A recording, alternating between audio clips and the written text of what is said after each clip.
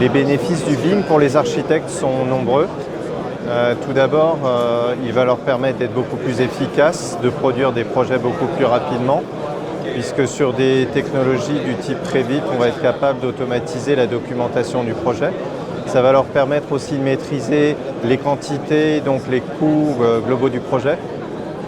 Ça leur permettra du coup de réduire d'à peu près en moyenne 20% par rapport à un processus classique. Ça va leur permettre de maîtriser la conception globale, d'optimiser la communication de leur projet, que ce soit en interne avec leurs collaborateurs ou à l'extérieur avec les entreprises ou les bureaux d'études. Ils vont redevenir maîtres du projet puisqu'ils vont globalement gérer l'intégralité des corps disciplinaires du projet. En tout cas, les comprendre, les maîtriser et avoir un pouvoir de dialogue avec tous les acteurs du projet.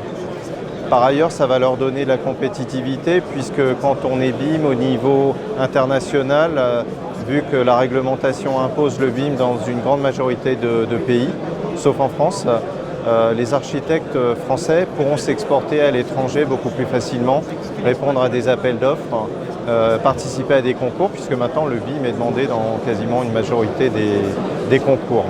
Le BIM a d'abord été adopté d'une part par certaines grandes agences, notamment dans les pays pionniers comme les États-Unis.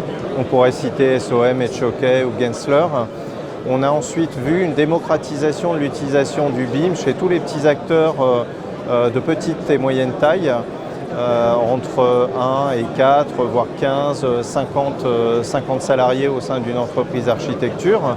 Donc, le BIM permet de faire aussi bien des tours gigantesques en Chine que des bâtiments modestes ou des pavillons en région parisienne, de la rénovation de projets, du logement. Donc ce n'est pas particulièrement réservé aux grandes agences ou aux grandes entreprises de construction ou aux boîtes d'ingénierie. C'est vraiment, le BIM, c'est un processus complètement démocratique qui permet à tout le monde de trouver sa place au sein du projet. Autodesk accompagne la transition numérique du secteur au niveau international, mais plus particulièrement en France depuis de nombreuses années. Tout d'abord par le versant éducation, puisqu'Autodesk donne toutes ses licences gratuitement à toutes les écoles, tous les étudiants, tous les professeurs, de manière à ce qu'ils se familiarisent avec ce nouveau processus. Autodesk forme aussi les professeurs, donc ça c'est le versant éducation qui est extrêmement important.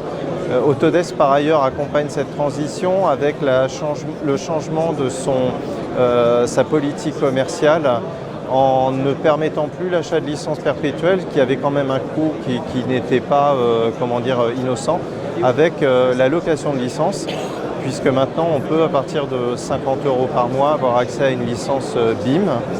Par ailleurs, Autodesk met à disposition des plateformes collaboratives. Le BIM, c'est la collaboration, donc Autodesk aide de ce point de vue-là. Et cette transition, nous l'accompagnons aussi en étant membre d'organisations comme Building Smart International, de manière à promouvoir les formats d'échange interopérables open, tels que le format IFC, ou le COBie, ou le BCF, ou le GBXML, tous les formats open qui vont permettre à tous les acteurs du projet d'échanger de manière ouverte.